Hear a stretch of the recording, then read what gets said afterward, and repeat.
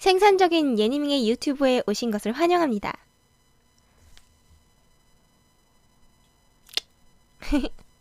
좋아요, 구독하기 잊지 마세요. 그럼 시작할게요.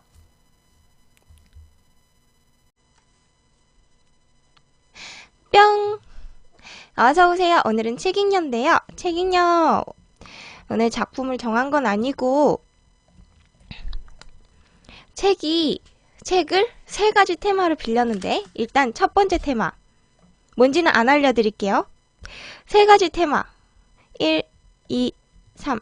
자, 세 가지 테마 중에 내 스톱워치 해주세요. 1시간 되기 전에만 알려주세요. 테마 3개 중에 몇 번으로 해볼까요? 몇 번으로 할까요?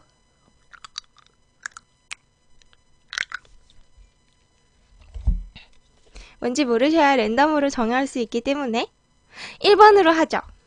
마침 제가 딱 펼쳐놓은 거였네요. 그럼 1번 책으로 들어가서 여기 제가 1번 책에는 제가 여기 작품을 몇 개를 실어놨냐면 여기는 총 12편짜리인데요. 제가 그 중에 7편만을 캡처해서 놨어요. 1번부터 7번까지 중에서 또 골라주시죠. 저도 어떤 게 재밌는지 그거는 몰라요. 아직 한 개도 안 봤고요.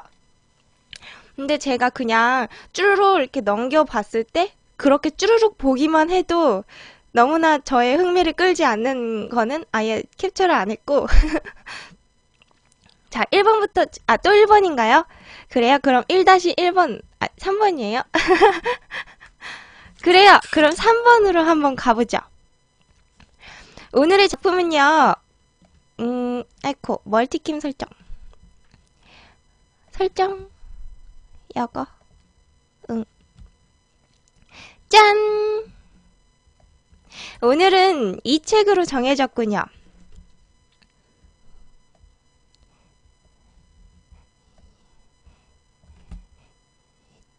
짠!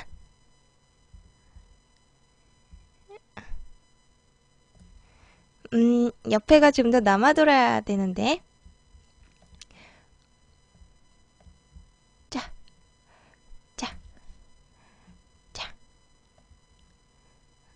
이렇게 하면 대충 다 보이죠? 네, 빨간 색깔의 책입니다. 오늘은 12인 12색이라는 제목으로 한국 젊은 작가 추리 단편집이 골라졌는데요. 여기 그 밑에 쪽에 보시면 12명의 작가 이름이 나와 있죠?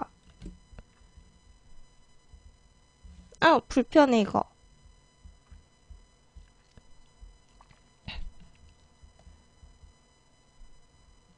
나와 있고요. 오늘의 작품은 뭐냐면요.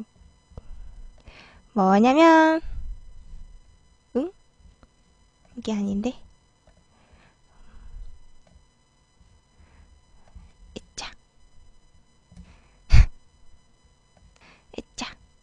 뭐냐면 요거예요. 마지막 장난. 아이고 맞추기 어렵다.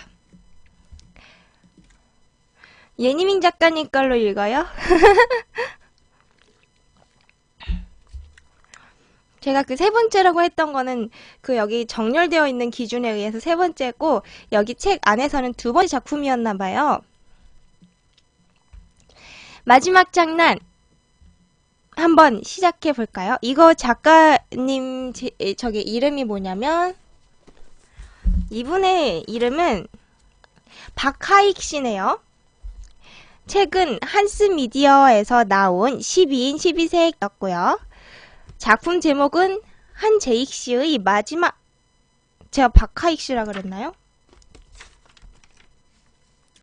뭐라 그랬죠? 박하익 씨네요. 한재익 씨가 왜 나왔지? 네, 박하익 씨의 마지막 장난 봅시다.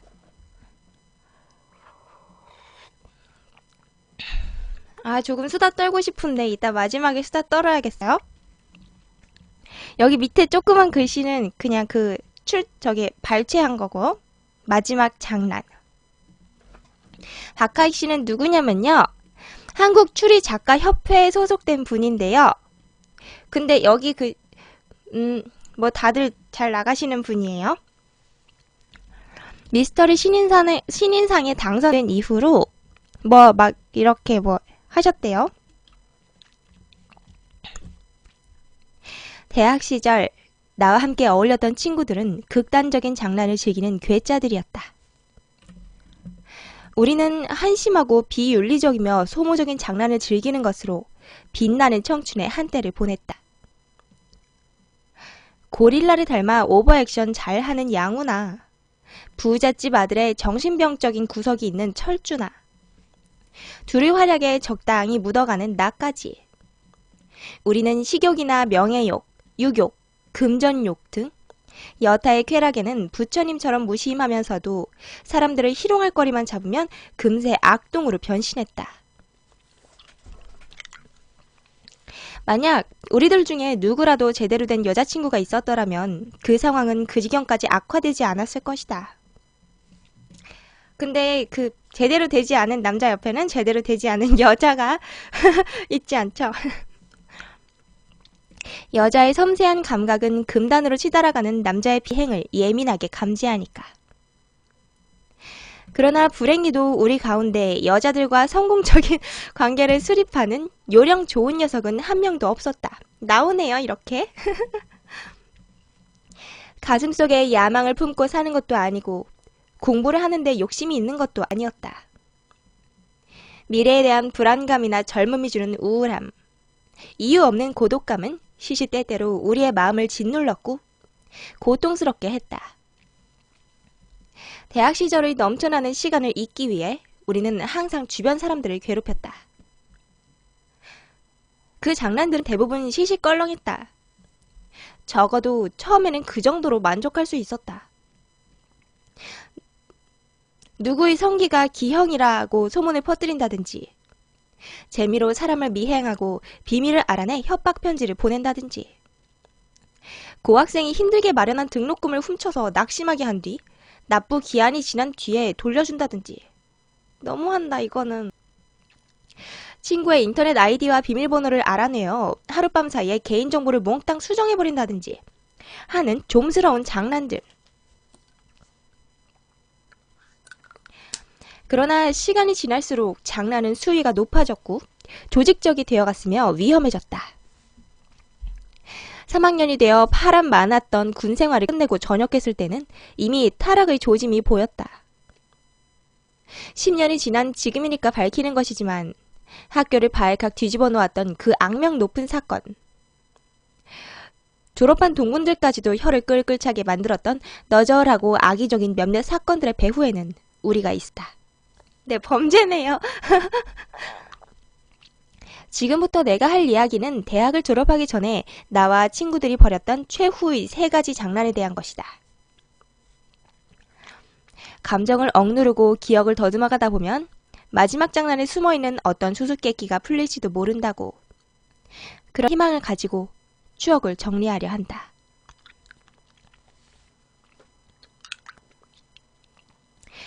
먼저 도서관 사건은 양우가 과의 퀸커였던 이영애를 닮은 후배에게 들이댔다가 무자비하게 차이는 것으로 시작되었다. 잔디밭에 술판을 벌인 우리들은 죽어라 마시면서 슬픔을 달랬다. 일주일 앞으로 다가온 기말고사. 꺼지지 않는 도서관의 불빛이 주홍을 깨고 있었다. 주흥을 깨고 있었다군요. 오늘 책 글씨가 뚜렷한 이유는 제가 뷰어를 다른 걸 쓰고 있기 때문이에요. 저놈의 도서관 확 무너졌으면 좋겠다. 불이 나서 하룻밤 사이에 책들이 몽땅 타버린다든지. 그럼 쟤까지 깨 무슨 수로 학점을 따? 양우가 반쯤 흐느끼며 말했다. 자기를 찾던 그 후배. 사나이 가슴에 대못을 박은 주제에 학점까지 잘 받으려고 열람실에 처박혀 있다고 했다. 우리는 양우의 말에 공감했다. 도서관에 불이 나면 볼만할 텐데. 종이들이니까 신나게 탈 거 아냐? 더 좋은 거는 모두들 공부를 할 수 없게 된다는 거지. 대학생이란 언제나 돈이 궁하기 마련이고 수강하는 모든 과목의 교재를 새 것으로 장만하는 경우는 드물다. 더더군다나 대학 교재들은 비싼 편인데 한 과목이라고 해서 한 권의 책만 구비하고 있으면 되는 것도 아니다. 누구라도 리포트를 쓰거나 시험을 볼 때는 어느 정도 대출실 신세를 진다. 정말 도서관에 불이라도 지를까? 야, 학교 바로 앞에 소방서 있잖아. 걸어도 10분 거리다. 에휴, 아깝다. 순간 내 머릿속에 놀라운 아이디어가 하나 떠올랐다. 불을 지르지 않고서도 도서관을 무용지물로 만들 수 있는 방법. 그 시절만 해도 도서관의 방범은 경비들의 순찰로만 이루어질 정도로 원시적이었다. 더욱이 주말에는 할아버지들이 교대로 한 명씩 도서관을 지켰다. 내 아이디어는 충분히 실현 가능했다. 여자보다 술을 좋아하고 술보다 장난질을 좋아하는 우리들이었다. 내 이야기를 듣자 양우와 철주의 얼굴에 대번 희색이 돌았다. 그리하여 작전이 실행된 것은 그 주 토요일, 대출이 마감된 오후 1시경의 일이었다. 주위가 조용해지고 도서관의 문이 잠길 때까지 화장실에 숨어있던 우리 3인조는 살금마을이 밖으로 나와 대출실로 들어갔다.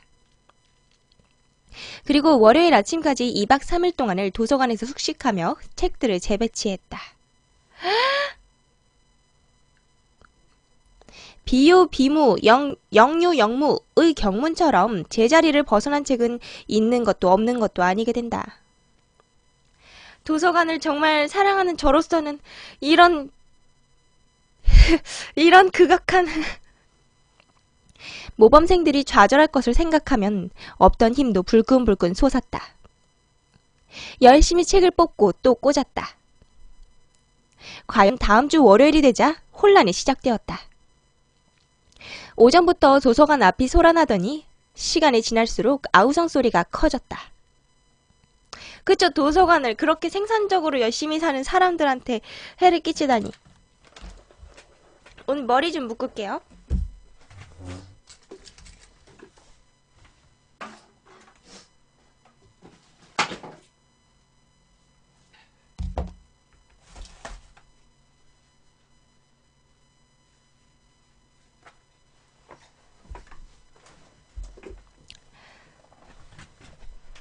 제발 나쁜 짓을 해도 나쁜 사람들한테만 했으면 좋겠다.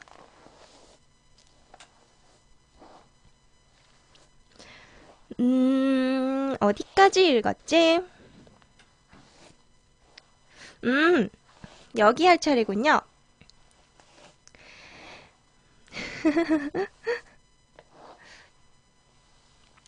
자, 오늘 근데 지금 작품을 랜덤으로 골랐는데 오늘 뭔가 재밌을 것 같은 느낌이에요. 뭔가 마지막 장난이라는 거 보니까 사람이 잘못됐나?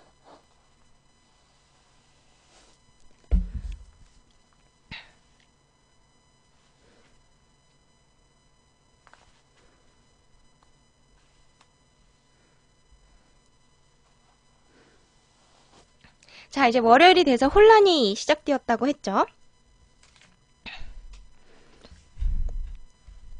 1, 2, 3층 할 것 없이 모든 대출실이 공황 상태였다. 사서들은 창백해진 얼굴로 이리저리 뛰어다녔고 소문을 들은 재학생들은 자꾸만 몰려들었으며 본부에서 파견된 직원들은 입만 쩍 벌리고 서 있을 뿐이었다. 네, 나쁜 장난이 마지막. 책이란 게 흐트러뜨리긴 쉬워도 정리하기는 어려운 법이다.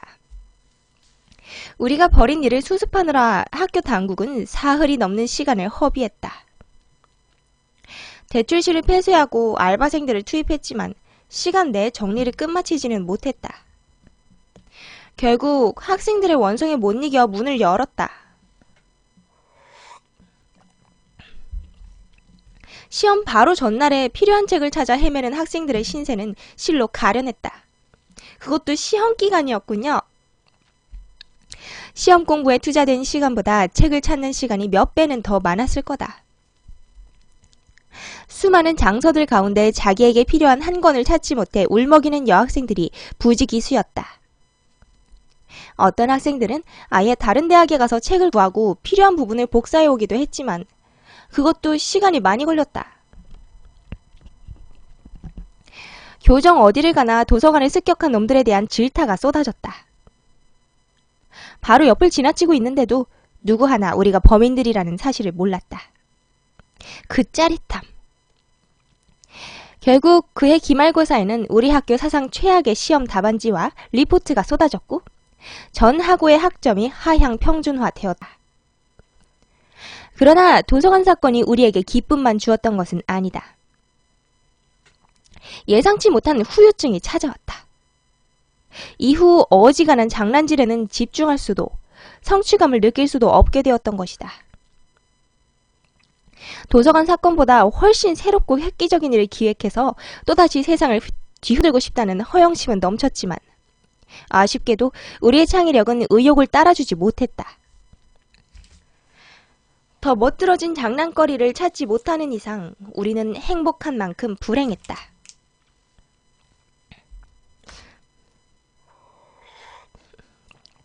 저런 나쁜 짓 말고 자기들이 잘나서 세상의 이름을 떨치면 될 텐데 부족하니까 저런 거밖에 생각을 못하나 봐. 네, 양심이 무뎌지는군요. 슬럼프에 빠져있는 사이 슬럼프래 5개월이라는 시간이 훌쩍 지나갔다. 10월에는 학교 축제가 있었다. 최고 인기 가수가 초청되고 일일 주점과 노점도 많이 열렸다. 학술제도 함께 이루어져 휴강되는 수업이 많았다. 울긋불긋한 단풍에 감싸인 교정을 거니는 사람들의 목소리는 경쾌했다. 어디를 가도 시끌벅적했다. 그러나 우리에게는 모든 것이 권태롭게 느껴졌다. 다른 학우들이 노는 모습은 어린 아이들의 그것처럼 유치하게 보일 뿐이었다. 학교 부속병원 근처에는 우리가 자주 찾던 중국집이 있었다. 일주일에 2~3번은 그곳에서 끼니를 해결하곤 했다. 두 번째 장난을 벌이던 날도 그곳을 찾았다. 그날따라 테이블 하나 건너 밥을 먹던 의대생들이 나누는 대화가 귀에 또박또박 들려왔다. 예과 2년생들의 해부 실습 때문에 냉장고에 보관되어 있던 카데바들을 몽땅 꺼냈다고 하는. 카데바는 뭐냐면 송장이나 시체를 뜻한데요. 주로 의과대학 해부용 실습 시체를 지칭하는 단어로 쓰인다네요. 시체? 마술처럼 아름다운 단어였다. 말로 형용하기 어려운 진한 감동이 분수처럼 솟구쳐 올라왔다. 우리는 얼굴을 마주보았다. 시체다. 축제가 축제로 변모하는 짜릿한 순간. 밤이 이슬해질 때까지 기다려 해부 실습실을 털러 갔다. 인적이 드문 건물 후면에 나무 사다리를 대고 2층 유리창을 깨서 안으로 들어갔다. 정말 우리는 뇌의 어딘가 심각하게 고장난 녀석들이었다. 새로운 장난에 대한 흥분에 눈과 귀가 멀어서 무서움을 느낄 여력이 없었다. 실내를 채운 포름알데히드의 냄새마저 향기롭게 느껴졌다. 실습대 위에 놓인 몇 구의 카데바들 가운데 우리의 선택을 받은 것은 가장 연세가 지긋한 할아버지였다. 천수를 누렸으니 이승에 원한은 없을 듯했고 살이 20개쯤은 너끈히 품고 있을 것 같은 인자한 인상이라 나중에 악몽을 꾸어도 괴롭지 않을 것 같았다. 준비해온 김장용 비닐의 시체를 둘둘 말아 밧줄로 고정시켜 달아내렸다. 밑에서 망을 보고 있던 철주는 시체가 내려오는 것을 확인하자 차에 시동을 걸었다. 그리고 신과대가 있는 캠퍼스 동쪽 끝까지 신나게 엑셀을 밟아댔다. 별이 환하게 빛나던 밤. 멀리 운동장에서는 가수가 부르는 노랫소리와 관객들이 내는 함성소리가 메아리치며 들려왔다. 호숫가에서는 삼삼오오 술판을 벌이는 하구들이 있었다.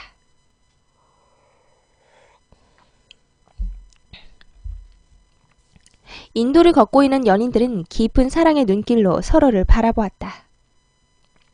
그리고 우리는 시체를 싣고 달리고 있었다. 창문을 열어도 가시지 않는 포르말린 냄새를 이겨내고자 담배에 불을 붙였다. 썬루프를 열어젖히고 여기 시체가 있다! 라고 외치고 싶었다. 통나무처럼 묵직한 시체가 넓적다리를 내리누르지만 않았더라면 그러고도 남았을 것이다. 처음 담배를 피웠던 고등학교 때처럼 기분 좋은 일감이 전신에 퍼져나갔다. 당신 없이 못 살아. 감사해요. 동쪽으로 향할수록 학교는 조용해졌고 어둠은 점점 짙어졌다. 신과대 뒤편에 준비해놓은 종이상자에 시지를 넣고 원시인이 노획물을 옮기듯 영차 안으로 들어갔다. 이튿날부터 신과대 학술제였기에 밤늦도록 준비하는 학생들이 많았다. 가능한 시선을 끌지 않고 목표인 3층의 합동 강의실로 들어왔다.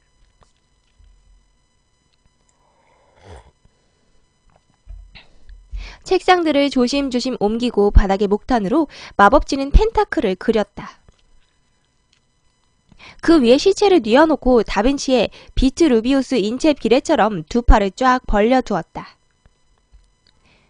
시체 주위에 전기 양초를 반짝이게 하고 사방에 붉은 페인트를 뿌렸다. 카데바 할아버지는 의대생들이 실습하느라고 목 아래 피부와 지방이 벗겨진 상태였는데 그게 음산한 분위기를 고조시켰다. 카데바 할아버지 옆에 누워서 한 사람씩 기념 촬영을 하고 바깥으로 나왔다. 네, 오늘 이렇게 컵으로 된 거는 우유예요. 제가 마시는 물은 보통 요렇게 담겨 있어요. 여기 이렇게 빨대를 꽂아야 물을 담는 그 순간에도 물을 마시면서 담을 수가 있어요. 다음날 신과 대학에 악마 숭배자가 있다는 소문이 전교를 강타했다. 시체가 발견된 게 외부 손님들이 많이 오셨던 학술제 첫날이었던 터라 전국적으로 퍼져나가는 데는 겨우 몇 시간이 걸렸을 뿐이었다. 불과 얼마 전까진 겸손과 성실함, 헌신적인 봉사활동으로 학교의 마스코트 역할을 하던 빛의 무리들이 이제는 시체를 이용해서 악마를 소환하는 어둠의 자식들, 위선의 천재라는 혐의를 받게 되었다. 어서요. 바람결에 몇몇의 신과대생들, 교수님의 이름이 흉흉히 떠돌았다. 소문에 소문이 꼬리를 물었고 빛 가운데에 어둠이 깃들어 있었다. 행복했다. 자, 여기까지가 그 3학년인가요? 3학년 때 장난인 것 같네요. 4학년이 되어서는 당연히 취업 때문에 장난을 벌일 겨를이 없었다. 우리 가운데 제일 먼저 취업을 한 것은 철주였다. 어렸을 적 외국에서 살다 온 탓에 영어가 유창했던 데다 아버지가 워낙 인맥이 좋으셔서 스펙이 별론데도 진작에 취업이 결정되었다. 여름방학 전에 양우의 취업도 결정되었다. 금강산 관광을 전문으로 하는 관광회사였다. 이곳저곳을 자유롭게 돌아다니고 싶다더니 꼭 자기 같은 직장을 잡았다. 하늘도 무심하시지 똑같이 나쁜 짓 하며 살았는데 누구는 팔려가고 누구는 재고품처럼 남았다. 철주는 자기네 아버지 회사에서 이력서를 넣어보라고 권유했지만 쥐꼬리만한 자존심에 거절했다가 이력서를 넣었던 회사들에서 줄줄이 해자를 맞고 나서 피눈물을 흘렸다. 붙어도 들어가지 않으리라 여겼던 몽골 쪽 회사까지 낙방 통지를 보내오자 눈에 뵈는 게 없었다. 여름 햇살이 뜨거워져 갈수록 그의 정비례해 자살 충동이 강해져 갔다.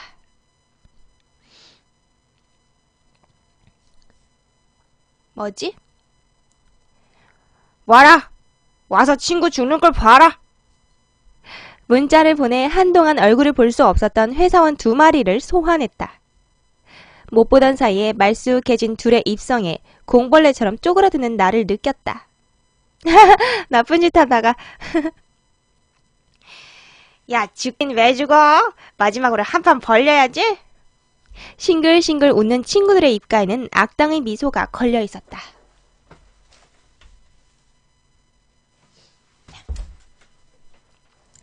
언젠가는 어딘가로 팔려가겠지. 너무 조급하게 생각하지 마. 힘내. 따위에 어줍잖은 말로 위로하는 것보다 훨씬 삶의 의욕을 고취시키는 말이었다. 철주가 말했다. 야, 우리 졸업하기 전에 마지막으로 큰 거 한 판 벌이자.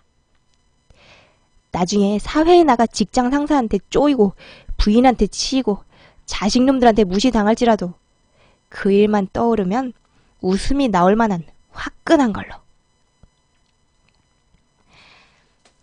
그런 의미에서 이번에도 시체를 사용하는 거 어때? 꿈꾸는 눈빛으로 양우가 제안했다. 작년 축제날 자동차에 시체를 싣고 달렸던 금단의 쾌락을 잊지 못한 것이다. 철주와 나도 마찬가지였다. 구체적인 계획이 선 것도 아니면서 무작정 시체를 사용하기로 했다. 병맥주들이 허공에서 맑은 소리를 내며 부딪혔다. 그러나 시체를 구하는 게 만만한 일이 아니었다.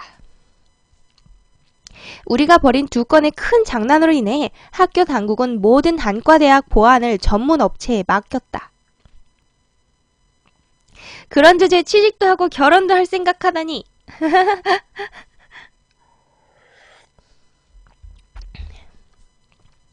맡겼다. 어딨지? 이제 밤이 되면 수시로 순찰을 도는 용역 직원들이 있었고 특히 해부 실습의 경비는 가장 삼엄했다.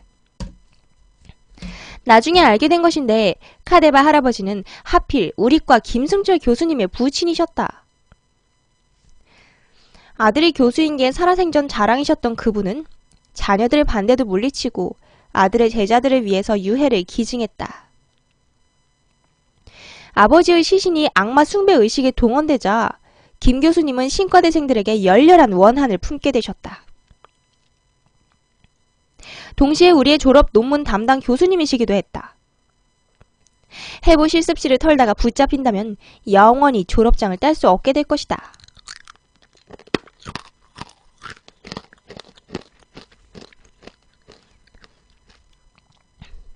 장의사를 습격할까? 화장실에서 시체를 빼돌릴까? 아니면 한강에서 자살자가 나오길 죽치고 기다릴까?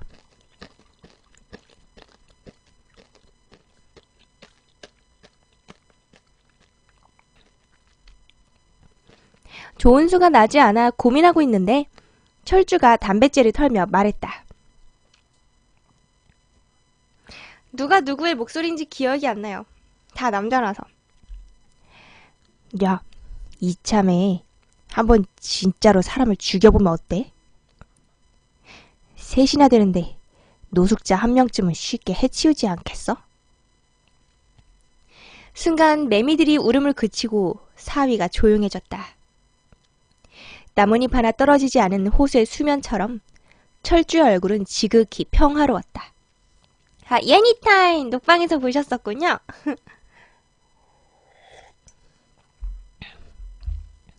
노숙자라면 죽는다 해도 누가 찾을 일이 없다. 방법도 간단하다. 시원한 음료에 약 같은 걸 타서 선심 쓰듯 주면 되니까. 부끄러운 얘기지만 아주 짧은 순간 철주의 제안에 혹했다. 그러나 그것은 엄연한 살인. 죽은 시체를 예술적으로 재활용하는 것과는 차원이 다르다. 나는 고개를 휘휘 저었다. 얼마 전에 신문 보니까 외국에는 시체 시장이 있는 모양이더라고. 그 애니 뭐라고 하는 여기가 시체 브로커들에 대한 책을 썼는데 아무튼 그 우리나라에도 그런 사람들이 있지 않겠냐? 그 사람들 만나면 굳이 사람을 죽이지 않고서도 신선한 시체를 구할 수 있을지도 몰라. 시체 브로커? 그런 게 있어도 돈이 엄청 깨질걸? 회의적인 얼굴로 양우가 고개를 저었다. 얼마나 들까? 못해도 300은 넘지 않을까? 또다시 살인에 대한 말이 나올까봐 아무렇게나 주절거렸다. 야, 비행기 티켓보다는 싸네. 됐어, 그냥 한번 알아보자. 철주는 이번 여름에 캐나다로 바람이나 쐬러 가려고 모아둔 돈이 있다고 했다. 거사를 위해 까짓 여행쯤 아낌없이 포기하겠다는 말에 우리는 박수를 보냈다. 취업 준비에 매진해야 하는 나를 두고 둘은 역할을 분담했다. 행동력이 있는 양우가 병원이나 장의사 쪽을 중심으로 해서 브로커들을 찾아보고, 철주는 돈을 준비하고 시체를 어떻게 이용할 것인지 작전을 구상한다. 일주일 뒤, 내 메일함에 철주가 보낸 지령이 도착했다. 네, 하라는 공부는 안 하고 작당 모의를 하고 있군요. 지금 여기가 한 얼마나 했으려나?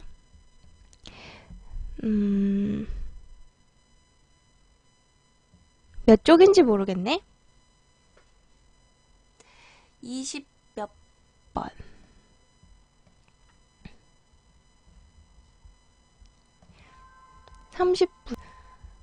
지금 파일이 한 절반 정도 했으니까 여기서 잠깐, 아니다, 조금 더 있다가 잠깐 녹화 파일을 끊고 다시 이어서 하도록 할게요. 자, 지령이 도착했대요. 눈에 띄고 싶어 하지 않는데도 사람들의 이목을 끄는 사람이 있다. 3년 전 우리과에 편입한 김상후가 그런 인물이었다. 학과의 행사에는 일절 참여하지 않고 학점은 학사 경고를 받지 않을 만큼만 올렸지만 그는 항상 눈에 띄었다. 동기들보다 7살이나 많았고 무엇보다 인상이 너무 험악하고 음침했다. 그의 신상에 대해서는 온갖 소문이 나돌았다. 동성연애자라는 소문이나 성기가 기형적으로 틀려져 있다는 소문은 우리가 퍼뜨린 것이었으므로 믿을 게 못 되었지만 소년원 출신이라든지 조직 생활을 했다는 건 얼추 사실인 듯 했다. 소나기가 내리던 날에 터벅터벅 교정을 걸어가던 그의 등에는 푸른 용문신이 젖은 티셔츠 너머로 비쳤다. 철주가 보낸 메일에는 우리가 마지막으로 벌일 장난의 개요가 적혀 있었다. 희생물로 삼을 사람은 김상후였고 그를 끌어들이는 것이 나의 임무였다. 문신. 천하의 김상후라도 취업 준비를 해야 했던 모양인지 여름방학이 시작될 무렵부터 하루도 빠짐없이 도서관에 출퇴근 도장을 찍고 있었다. 캔커피를 사주며 유용한 정보와 책들을 넘겨주었더니 며칠 뒤 답례라며 일식집으로 데려가 회를 사주었다. 그것이 계기가 되어 형 동생하며 한 달 정도 막역하게 지냈다가 작전대로 원주에 있는 큰아버지 댁으로 그를 초대했다. 원주의 전원주택단지에 사는 큰아버지 내외부는 여름휴가로 집을 비우실 때면 관리를 내게 맡기곤 했다. 아니 하필 이런 사람에게 관리를 맡기다니.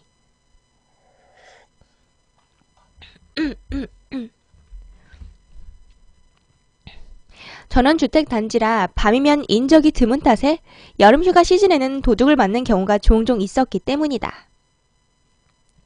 덕분에 나는 거의 매년 여름 양우와 철주를 데리고 강원도로 가곤 했다. 취업 준비에 찌들어있던 상우 형은 치악산의 싱그러운 공기를 마시고 오자는 나의 제안을 흔쾌히 받아들였다.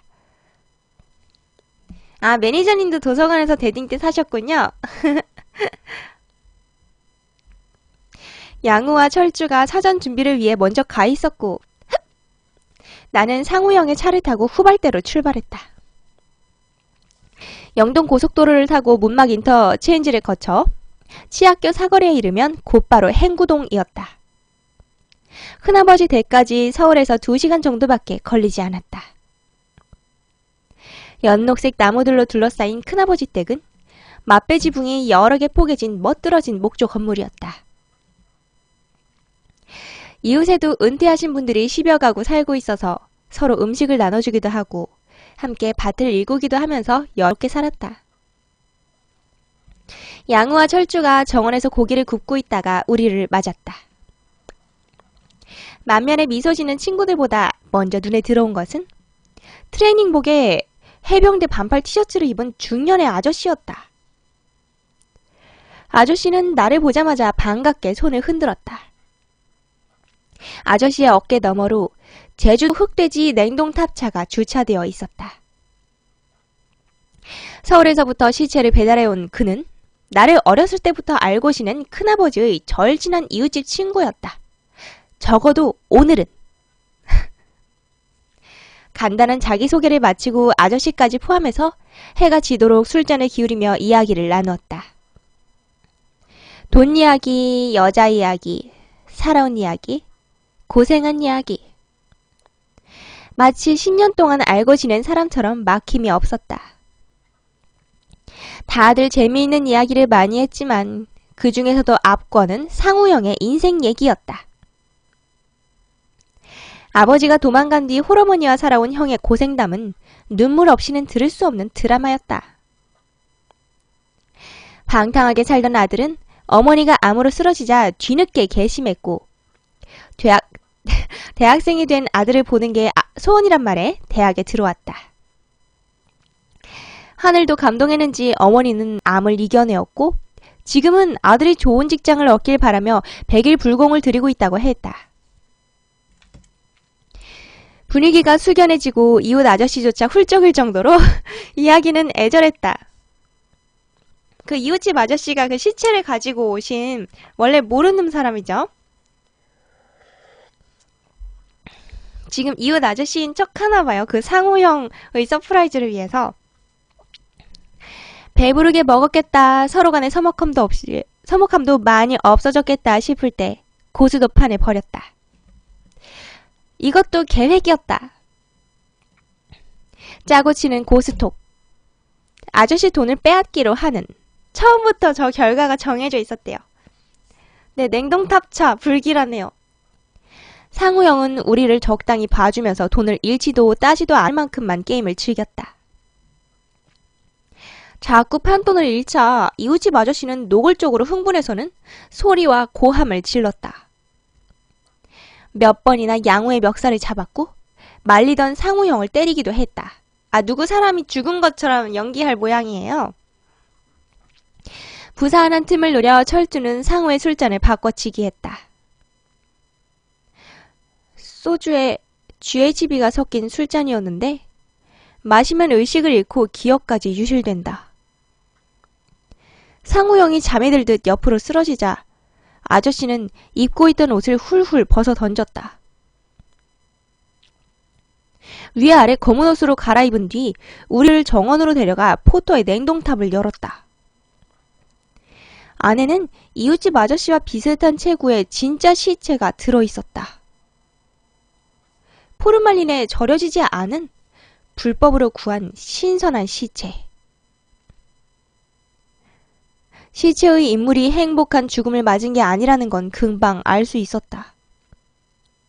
안매장했던 것을 파헤쳐 온 것일까? 머리에도 옷에도 흙이 잔뜩 묻어있고 얼굴이 고통에 일그러져 굳어있었다. 카데바 할아버지처럼 선한 인상은 아니었다.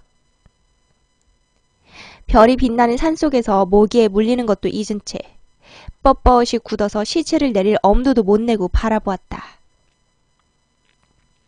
시체 브로커 아저씨는 싸늘하게 우리를 노려왔다. 환불은 절대 안 돼. 여기까지 배달을 온 데다가 차까지 지원해주고 니들 장단에 맞춰 연기까지 했잖아. 반품도 안 돼. 포터의 열쇠가 양호의 손에 넘어갔다.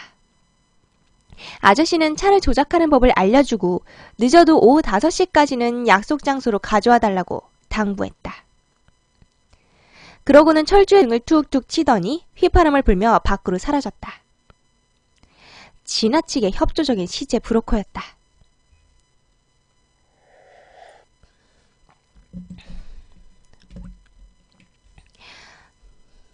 야, 돈 얼마나 들었냐? 청구서 날아오면 집에서 쫓겨날 정도. 철주가 한숨을 쉬며 말했다. 민박집을 겸하고 있는 옆집에서 즐거운 여름밤을 보내는 온갖 음향 효과들이 들려왔다. 기타 튕기는 소리, 간드러지는 여자의 웃음소리. 옆집의 대학생들이 빼빼로 게임을 즐기며 건강하게 놀고 있는 동안 우리 셋은 흑돼지 냉장차 앞에서 서서 허옇게 눈을 뒤집어 깐 시체를 하염없이 바라보고 있었다. 들인 돈만 아니었다면 그냥 이대로 정원에 고이 묻어버렸을 것이다.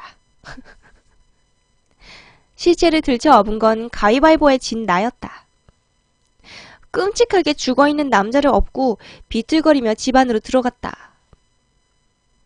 시체가 더러운 꼴을 하고 있었기에 먼저 욕실로 가서 시체를 씻겨야 했다. 방금 전까지 냉장되어 있던 죽은 인간의 머리를 샴푸하는 것은 누구에게도 권하고 싶지 않은 경험이다. 온수에 의해 몸이 풀리자 고개를 움직일수록 콧구멍과 귓구멍에서 줄줄 노폐물이 흘러나왔다. 양우도 나도 시체의 몸에 비누칠을 하면서 수없이 구역질을 했다. 비위가 약한 철주는 아예 눈을 감고 남자의 다리를 씻겼다.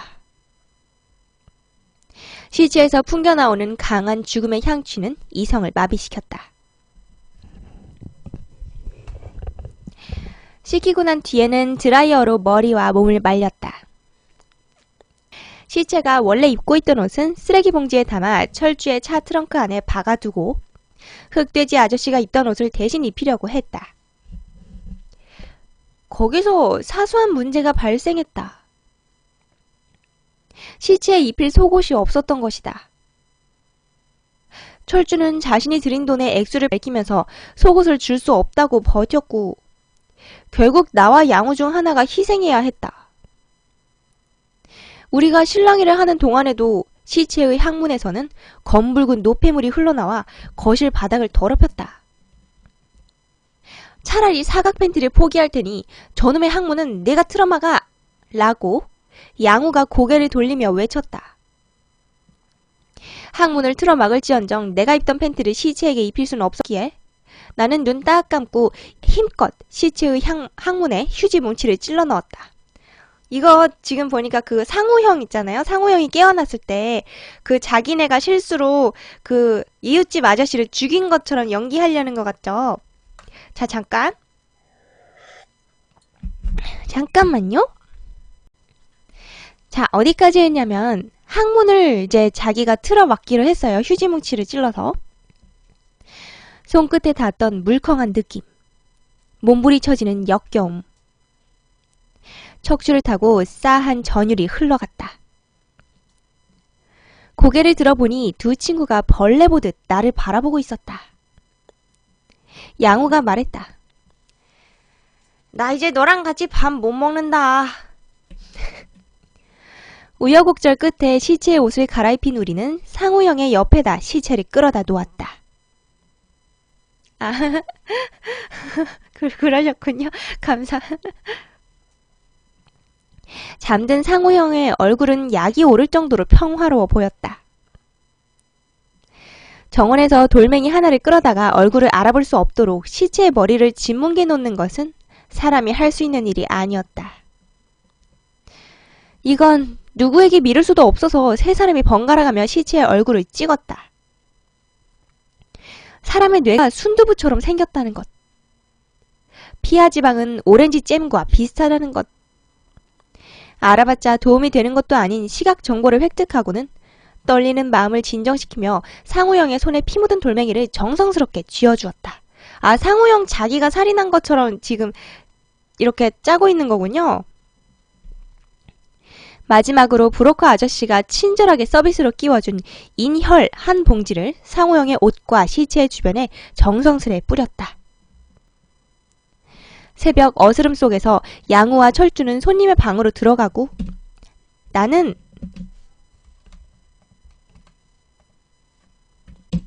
거실 소파 위에 누웠다. 아무리 시간이 흘러도 잠이 오지 않았다.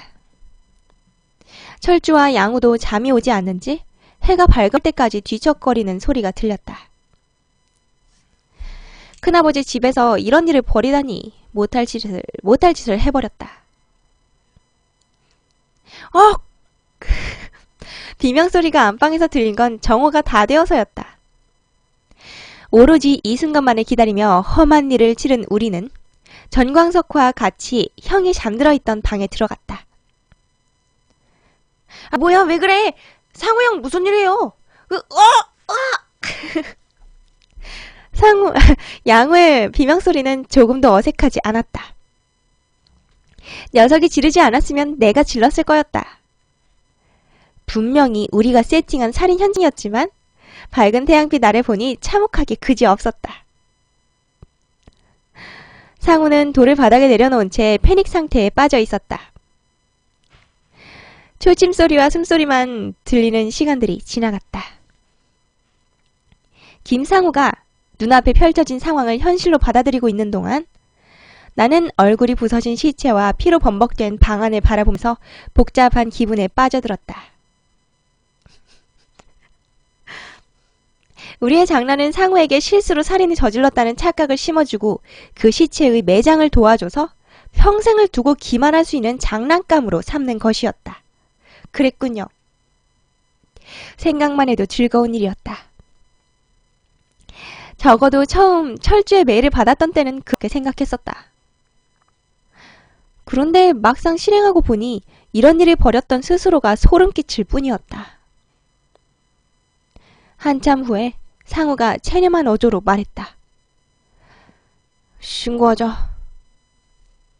그는 주머니에서 핸드폰을 꺼내 꾹꾹 눌렀다. 이건 전혀 예상하지 못했던 시나리오죠. 1, 2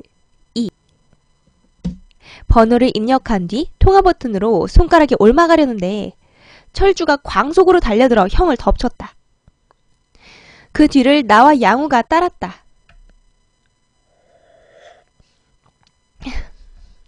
신고는 절대로 안 될 일이다. 내 의도와 달리 만약 경찰서에 가게 되면 우리는 저 시체의 신원을 밝혀야 한다. 이웃집이라고 했던 아저씨가 이웃집이 아니라는 건 금방 밝혀질 일이고 어디 갔지? 검시관이 사인이나 사망시간 같은 걸 알아낸다면 시체 브로커에 대해 말해야만 한다. 최악의 경우 우리 3명은 살인죄를 뒤집어쓰고 철창에서 콩밥 먹으며 20, 30대를 보내게 될 것이다. 철주가 무릎을 꿇고 형의 바지가랑에 매달려 호소했다. 안 돼요, 형. 어머님각도 하셔야죠. 이제 겨우 졸업이 한 학기 남았잖아요. 지금까지 고생한 건 수포로 돌리면 안 돼요. 번듯한 직장에 취직해서 효도하신다면서요. 핸드폰을 쥔 손이 부르르 떨렸다. 형은 눈물을 삼키려는 듯 천장을 바라보았다. 그러나 형은 착하고 젊은 동생들의 앞길을 막을 수는 없는 노릇이라면서 다시 전화기를 집었다. 혹시 이래서 이거 상우 형을 죽이게 되는 건가? 양우가 소리를 질렀다. 그게 아니라 신고하는 게 바로 우리 앞길을 막는 거라고요.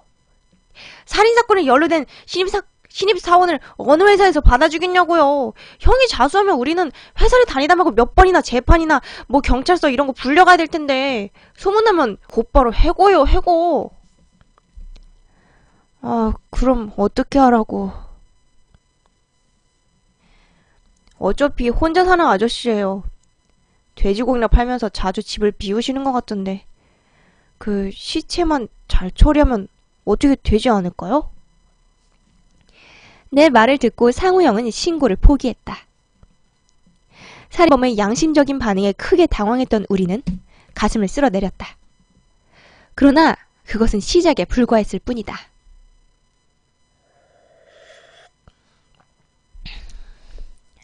먼저 손가락 지문이 남지 않도록 다 라이터를 지져놓자. 치아 기록은 얼굴이 뭉개졌으니 확인할 수 없을 테지만 혹시 금리나 임플란트 같은 거 있으면 딸을 모아서 잘게 부숴야 돼. 다음은 부피를 줄여야 되는데 쓰레기 봉투 사봐. 대용량으로 한 묶음 다. 조직 생활의 한탓일까? 일을 처리하는데 막힘이 없었다. 100리터들이 봉지를 받아들고 비닐을 쭉쭉 찢어서는 시체를 올려놓고 부엌에서 과도를 가져와 시체를 토막내기 시작했다. 일식집 주방장 밑에서 배운 칼질이라고 했는데 망설임도 두려움도 없이 척척 연고를 잡아서 사지를 토막내는 솜씨는 포정 저리 가라 하였다. 어서오세요.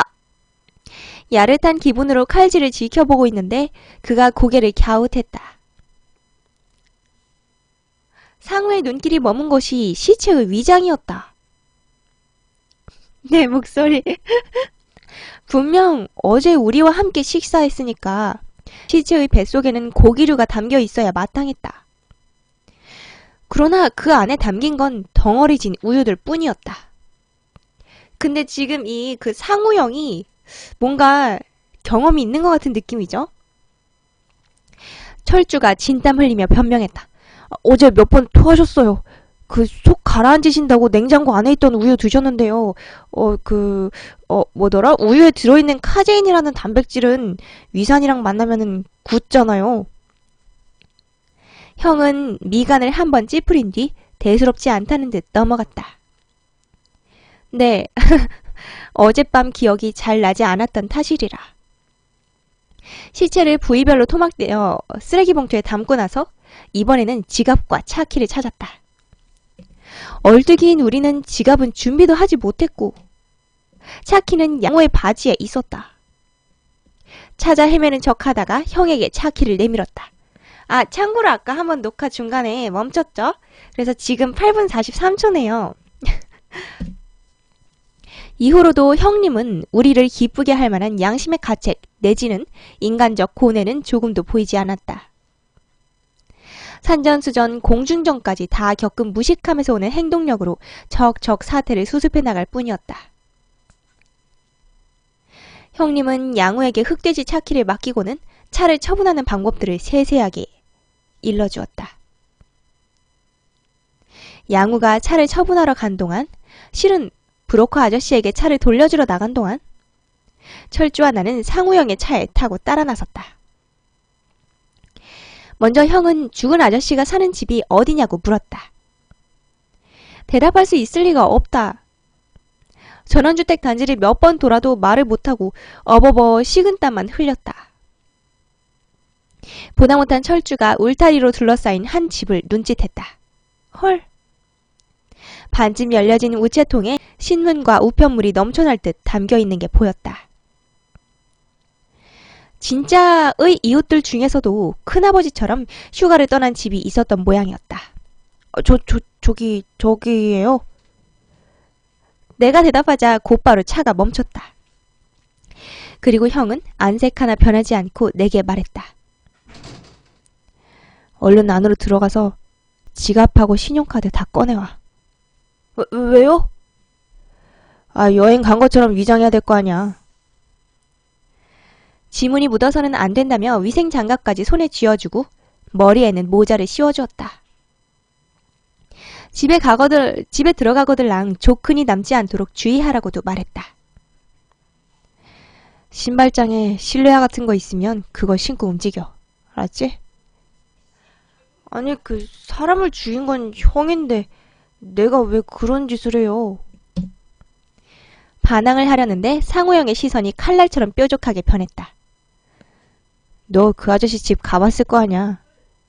나보다 구조 잘 알 테지. 야, 시키는 대로 해. 기세에 눌린 철주가 덜덜 떨며 내 귀에 속삭였다. 어차피 시체 냄새가 역겨워 더 이상 차에 타고 있을 수도 없었다. 나는 난생 처음으로 남의 집에 들어가 물건을 훔쳤다. 내가 훔쳐낸 카드로 상우형은 먹을거리와 등산용품, 여행가방 등등을 샀다. 시체는 성황림 근처에 묻었다. 큰아버지 댁으로 돌아오는 차 안. 나는 질문 아닌 질문을 던졌다. 솔직히 말씀해주세요, 형. 사람 죽인 거 처음 아니죠? 형은 룸미러로 나를 바라보며 묘한 웃음만 지었을 뿐이었다. 혹시 이거 얘네들 다 죽여버리는 거 아니겠지?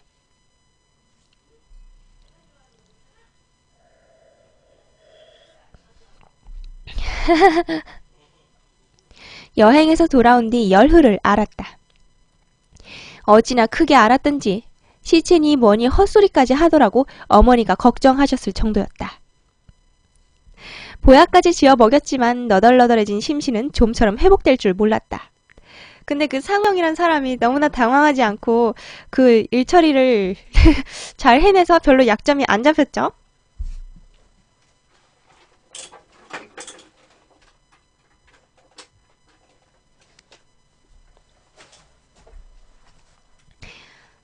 학점은 거의 이수했으므로 10월 경찰직 시험을 치를 때까지 학교에도 거의 가지 않고 집 근처 독서실에서 공부에 전념했다.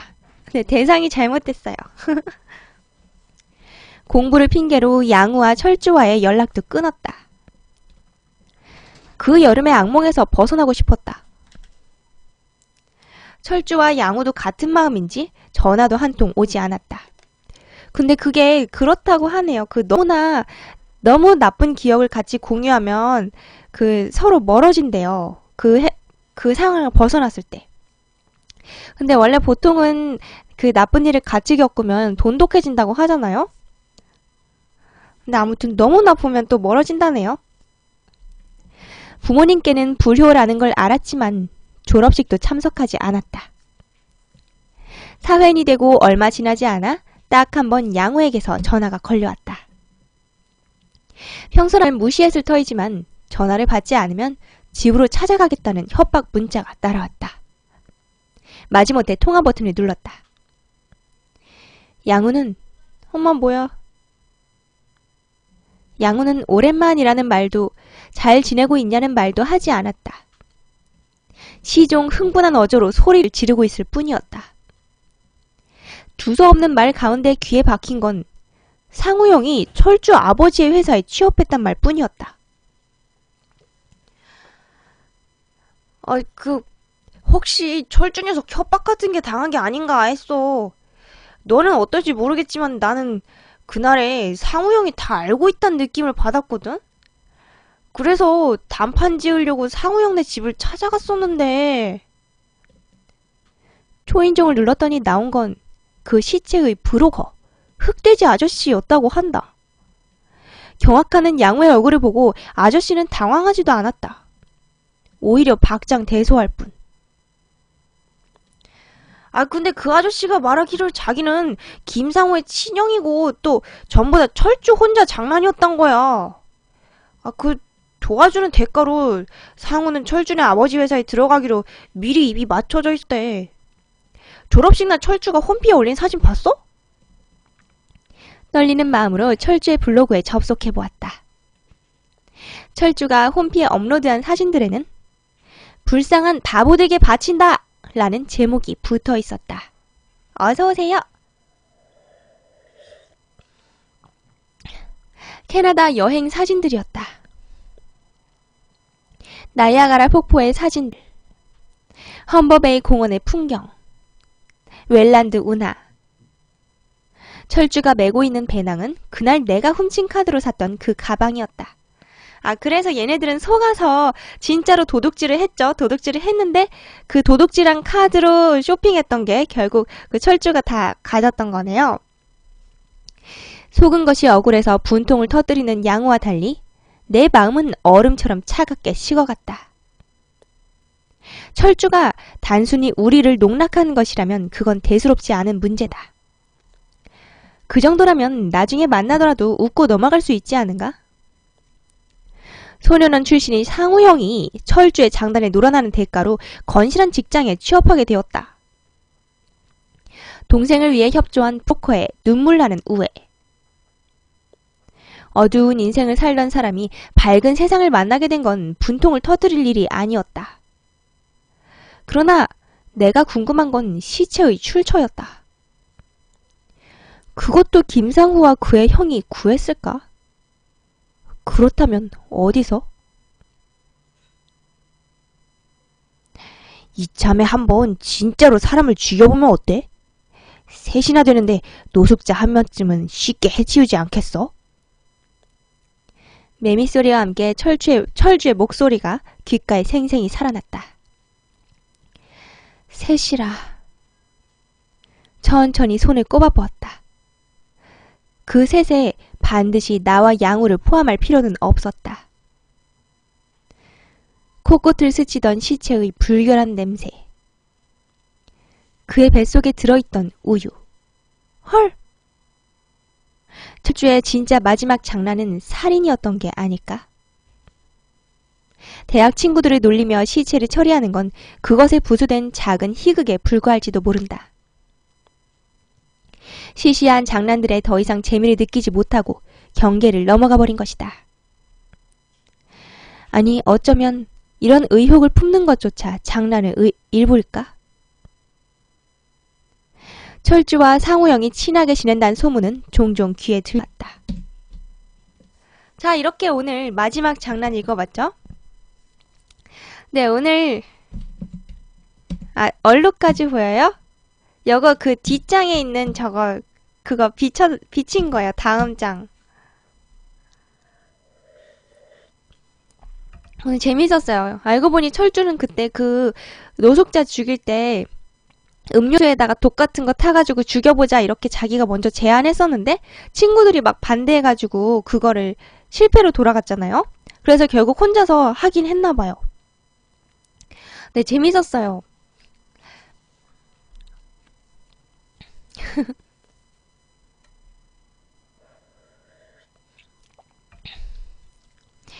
어저께 그 시험을 봤는데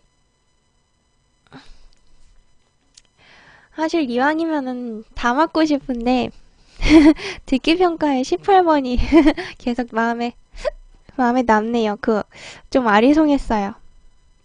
근데 그 시험 결과 조회하려면 30일 후에나 확인할 수 있고 또 45일 후에야 그 성적표를 받을 수 있다 그랬던 것 같아요. 아직 너무나 멀었네요. 그러다가 그 전에 다음번 시험부터 보겠다. 제가 아직 그 다음 시험을 4급 할지 5급 할지 뭐 몇 급 할지 그거를 안 정했어요. 그리고 그 몇 달 후에 볼지 이것도 안 정했어요.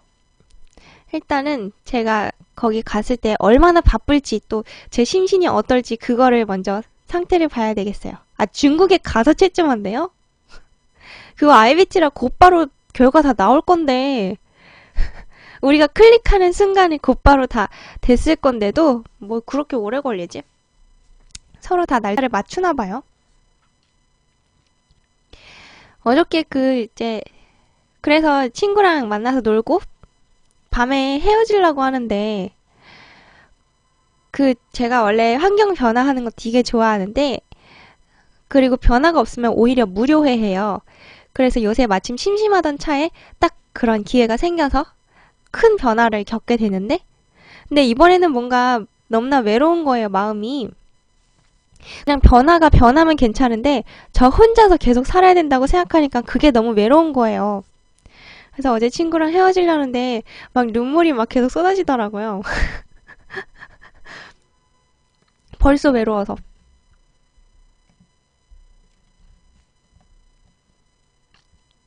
그랬었어요. 근데 어저께 좀 아프기도 했고 제가 원래 아프면은 마음이 약해지잖아요. 그거를 얼마나 있을지 그거는 아마 잠정적으로 한 달 이렇게 되는 것 같아요. 잠정적 한 달이고 일단 2주 동안 있다가 그 다음에 곧바로 이제 부모님이랑 같이 따뜻한 곳에 놀러 갔다가 와서 그 다음에 다시 내려가서 또 이어서 좀 더 할지 그거는 모르겠어요. 2주일은 확실히 가 있고 아마 최대 한 달 정도까지 거기 있을 것 같아요. 근데 그거를 오피스텔로 제 거처를 정해주셨다고 하니까 거기 그 책상이 있는지 뭐 이런 것도 지금 모르고 그리고 컴퓨터랑 뭐 공유기 뭐 온갖 거 다 들고 가야 돼요.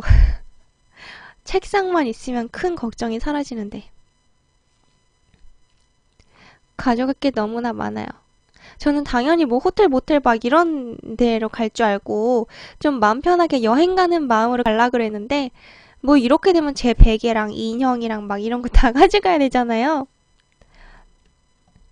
응원합니다. 감사해요. 또 뭐 얘기할 거 있는데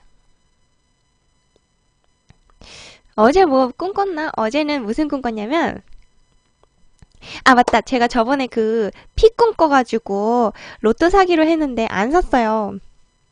사실은 뭐 까먹고 안 산 거긴 한데, 그래도 제 혼자서 합리화하기로는 이거 좋은 꿈 꿔놓고 로또를 안 샀으니까 로또 그까짓 거보다 더 좋은 일이 생기겠지라고 생각하기로 했어요. 그래서 어저께는, 아, 사셨어요? 어저께는 꿈에서 그 어떤 그 커다란 여객선에 타고 있었어요. 근데 거기는 이제 몇 달이고 사람들이 다 거기서 생활하는 그런 거대한 생활형 여객기였어요. 아니, 도허님, 도허님, 100점짜리 별풍선 1개 선물 감사해요.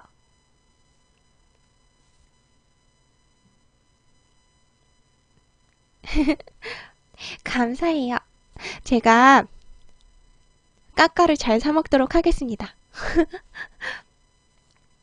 뭐였지? 아, 그래서 생활형 여객기에 엄청나게 많은 사람들이 타고 살고 있는데, 그게 그 여러 층으로 되어 있어요. 큰 곳이라서. 근데 뭐 거의 흔들림도 없고, 뭐 되게 큰 배는 그렇잖아요. 그래서 잘 살고 있고, 그 1층에는 주로 많은 사람들이 이렇게 그 시끌벅적하게 있는 그런 분위기고, 층마다 분위기가 달랐는데, 응원과 지지 감사합니다. 그런 분위기였고, 거기서는 막 공연도 많이 하고 이래요. 근데 저는 거기가 좀 그 마이너한 그 공연러였어요. 마이너 스타였어요. 그리고 그 이제 저를 지지하는 팬클럽이 있었고, 그랬는데 제가 어느 날 그 너무 외로웠고 위로가 필요했어요. 그래서 그 저희 팬클럽 회장님한테 그분을 마주쳐가지고 제가 이제 머리를 이렇게 딱 기대고 너무나 힘이 빠지고 막 그때 슬픈 상황이었나 봐요. 뭔지는 모르겠어요. 머리를 이렇게 딱 기대려고 했는데 그분이 갑자기 뭐라고 하시냐면 그분의 본질은 제가 아니었던 거예요. 저 말고 어떤 그 이제 잘 나가는 아이돌의 팬이었어요. 광팬. 그래서 아 그분 지금 컴백 무대 할 때라고 하면서 저를 버리고 뛰쳐가셨어요. 그래서 그때 너무나 상처를 받고 제가 그 여객선을 2층으로 제가 아까 여객기라 그랬나요? 아무튼 여객선을 2층으로 올라가는데 2층은 전체적인 분위기가 사람들이 조용하게 다들 휴식하는 분위기예요. 별로 얘기 같은 것도 안 나누는 분위기예요. 그래서 좀 조용히 있으려고 2층으로 올라갔는데 그 중에서도 한 방이 있는데 좀 큰 방인데 그 방은 그 휴게실 같은 거였는데요. 그야말로 거기는 쉬는 곳이에요. 이제 뭐 사람들이 TV 틀어놓거나 거기 막 침대 같은 거 넓게 펼쳐져 있고 뭐 이런 분위기예요. 그래서 제가 거기 그 방으로 들어갔어요. 좀 누워서 울고 싶었어요. 그래서 들어갔는데 이제 현실에서 아는 언니가 거기 앉아 있더라고요. 그래서 그 언니가 보통 그 방에는 또 혼자 시간을 가지고 싶은 사람들만 들어오기 때문에 이제 몇 마디 얘기 나누고 나갔어요. 그래서 저 혼자 그 방에서 울었어요. 꿈에서. 아, 기대도 되나요? 안 뛰쳐나가고 가만히 계시는군요. 감사, 감사. 보통은 제가 그렇게 막 다른 사람들한테 외롭거나 슬프거나 이런 거 내색을 안 하고 항상 이렇게 밝고 기쁜 사람 그런 건데요. 근데 어제 만난 그 친구한테만 유일하게 그게 제 이성이 통제가 안 돼요.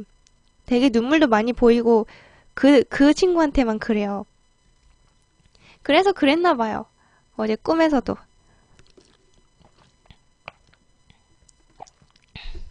어서오세요, 어서오세요. 지금 막 꿈 얘기를 하던 참이었어요. 음, 아, 그래서 그 매니저님 오늘 오후부터 시험 방송 하시잖아요. 녹화 방송 돌리실 거죠? 근데 제가 이제 조금 있다가 짐을 싸면서 컴퓨터까지 다 분리해가지고 그거를 챙겨놔야 돼요. 랜선이랑 뭐 이런 거 다. 그래서 제가 그거를 좀 모니터링을 할 수 있을지 그거를 모르겠어요. 일단 모바일로 한 번씩 들어가서 확인은 해볼게요. 잘 아셨죠? 일단 지금 당장 2시부터는 제가 그 일에 대해서 설명을 좀 더 들어보기로 했어요. 한 두어 시간 정도. 그래서 그때부터는 약간 확인이 어려울 것 같고 그 다음에 아마 컴퓨터를 분리하게 될 거예요. 네, 홍보방송 아이디어 정말 감사해요. 저도 이렇게 한동안 생방 때만 잠깐씩 나타나야 되나 하는 걱정이 있었어요. 네, 이제 이거는 유튜브 영상으로 올려야 되기 때문에 녹화는 빨리 끊고 다음 책에서 만나요, 여러분들아. 갑작스레 녹화를 끝내겠습니다. 안녕! 스습!